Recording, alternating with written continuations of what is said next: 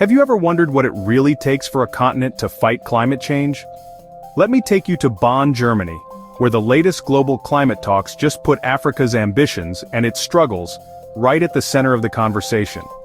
Here's the bottom line: Africa's climate plans are bold, but over 70% of them hinge on outside funding.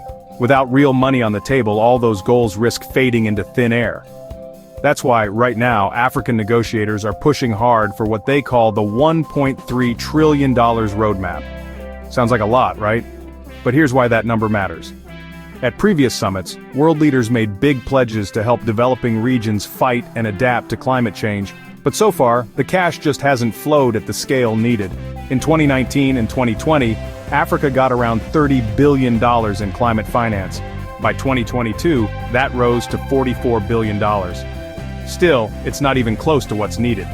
Experts say Africa needs 4 times that amount by 2030 to stay on track. The $1.3 trillion roadmap isn't just a wish list.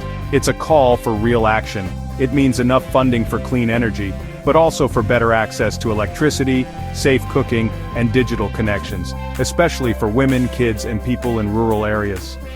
This is what negotiators mean when they talk about a just transition. It's not just about solar panels. It's about helping people, not just cutting emissions.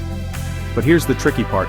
The world's richest countries who made those promises are still debating how much they'll actually pay and who gets what.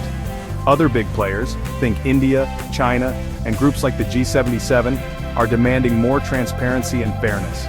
Everyone's watching to see if these promises will finally turn into real cash. Why does this matter to you? Because Africa's story isn't unique. The finance gap is a global challenge, and what happens in Bonn, or later this year at COP30 in Brazil, will set the tone for climate action everywhere. If Africa can secure the funding it needs, it sets a powerful example for the whole world. If not, it's a warning for us all. So as I watch these negotiations unfold, I'm asking, will the world step up and deliver, or will these promises just remain words on a page? Only time will tell. But the stakes couldn't be higher.